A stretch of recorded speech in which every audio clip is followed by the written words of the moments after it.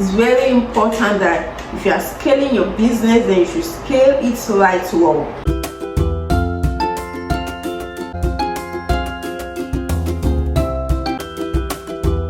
Hello, welcome to my channel. Welcome.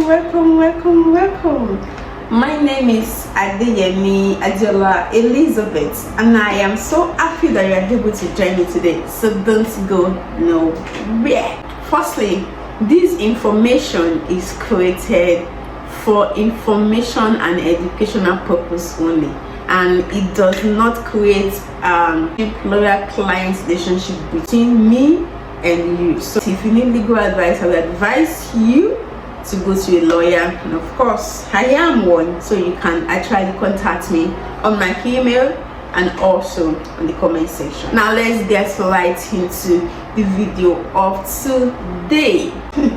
I've always wondered why I'm so passionate about business owners, entrepreneurs and startups, and then I realized, looking back, that I have started a number of businesses. I started a business while on campus as a university student. I had a mini supermarket in my hostel. I also after service year, I went into the business of restaurants. Yes, I partnered with a friend of mine and we opened a restaurant for NYC students. That was when we were done with NYC ourselves. So I can relate to the heart of starting something. I can relate to the art of business, of having a business. And because I'm so passionate about it and also about entrepreneurs, I always, as a person and as a lawyer professionally, I always look for loopholes and how to prevent them for business owners. So that is what my channel is about. And of course, sometimes I give tips for young professionals. I am one of it. So as a startup, first thing is a startup. A startup is a business who is just starting up. Yes, that is why it is called startup. Business that is just starting up, that's probably in the prototype or just in the idea stage, or probably in the market, but first or second year of operation. And most of them, I'm going to be giving you just five legal issues that you should avoid as a startup, because it is very important that if you are scaling your business, then you should scale it right well, and then you should avoid some things. Yes, 5 legal issues that you should avoid as a startup. The first one is for you to avoid a wrong entity. Avoid putting up a wrong entity for your business. If your business is for profit, go for a profit entity, and if it is not for profit, then go for a non-profit entity. If you want to bring in founders, you don't want to be the only one in charge, you want to have directors, you want to have co-founders, then also you should know that there is a structure that you can't go for, and also there are structures that you should go for if you meant to have founders in your business.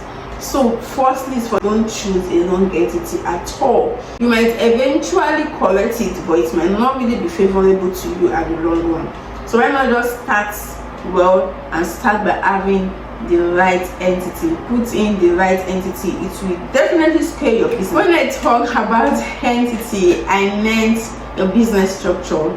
Is that a business name or a limited liability company or an NGO or a partnership? Those are what we call entity for business owners. They are basically the structure that guide your business operation. So if whatever business you want to go for, start with the right business entity. And of course, the second, that's one thing I'm waiting for. The second one is for you to guide your intellectual property. If you want to start a business or you want to co-found with someone, then you should have an IP protection. You're doing creative thoughts, you might be putting out slogans, you might be putting out graphic designs, you might be putting out phrases for your business, you might be putting out a lot of things. So have an IP ownership protection. If any of the founders should bring in a creative thought or bring in a creative image or a creative mark, who should be the owner? Is it the company or is it the partner or the founder? So draw these things out, and then so that you won't, at the long run, you won't start having issues then when you should be cashing out as a company, you are unable to, because the person who probably had the intellectual property refused to give it out to the company.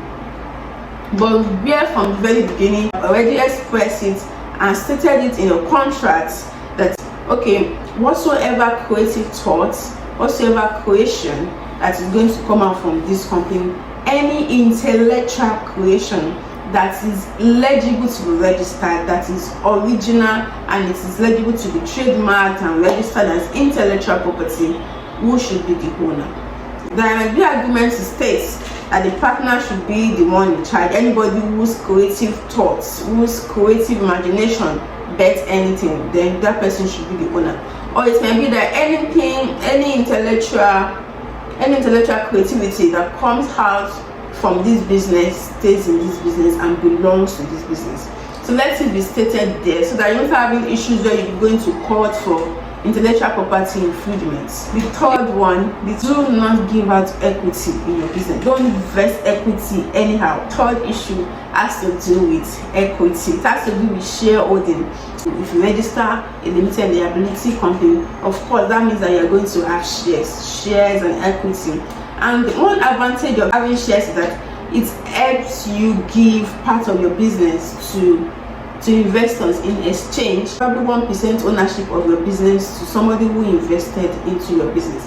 Equity is okay, it's fine, but you should define it. You should define how it's going to be transferred, if it's going to be restricted, and if possible, avoid giving out equity in your business. If possible, if you can, avoid giving out, because you don't know the future of the business. You can invest equity, you can give out equity of your company to investors, to somebody who is interested, but don't give it out anyhow. Make sure it's calculated, you know that this person is trusted, there is an agreement. Even after trust, let there be a written agreement backing up your trust. Of course, human beings are liable to change, you can have trust issues later on, anything can happen in the future, but facts, stated written facts, will always be there. So if possible, don't give out equity of your company, but especially as a startup, don't give it out anyhow. Because I had an issue where a client came to me and then wanted an advice because he wanted a family member to return the shares. It was a partnership between two of them, so they gave him 40% and he was in charge 60%. Along the line, the brother was transferring his own customers to his own business, and he was setting up another business replica of that business. And can you just please return the 40%? I don't want you to be part of my shareholding again. The director and said it's not possible. I have 40%. I'm going to hold on to my 40%. And even if I'm going to give it out at all, I have worked in this company. I ought to collect something. And this is the person that has been collecting salary without even giving the other person. What thing that you should avoid is avoid not complying with regulation, because it will always backfire. Not complying with regulations can actually injure and cause an effect on your business. So the first regulation that you should try to comply with is the Corporate Affairs Commission. There are regulations that true karma that guides your business, and one of these is the fact that all businesses must file annual returns. Annual returns is telling the commission your business is still in operation. So it's like telling them, oh, we are still here, we are still living, we are not dead. Yeah, that is what it means. So for business name, you have to file your annual return before June 30th of every year. And for limited, you file your annual returns according to your legal year. Your legal year might start by May to end by April. And regulations can also be determined by your industry, the industry in which your business is. So if your business is, if you are into finance, money, agents, investment, security, if that is what your business is about, money security, then you should know that your business should comply with SEC. If you operate a company, a limited liability entity, then your business should comply with corporate governance. Know the industry that your business is and know the regulation that guide your business. so that you will always be in compliance. And it is a lawyer, a legal practitioner, who is especially a business lawyer, who can actually guide you the compliance procedure that your business deals with. The fifth one is for you to do your due diligence. It is always important in business to put sentiment aside, put emotions aside, and do your due diligence when you want to take on anybody. Check what is needed. Do I need to draft an agreement to protect us, to protect this relationship? Avoid not doing your due diligence. It might backfire. So don't leave out the legal aspect, and also leave out your own intuition, and of course God. Yeah, I hope you enjoyed this session. The content of this video is not limited to Nigerians alone, so feel free to share with your friends, and also feel free to comment in the comment section. And of course, if you want me to talk about some things, drop it in the comment section. I will be more obliged to highlight and also tape your comments in my next video. Bye. Don't forget to share. Even if you don't like this video, share it. Share. If you don't like it, share. And if you would like it, why don't you just share?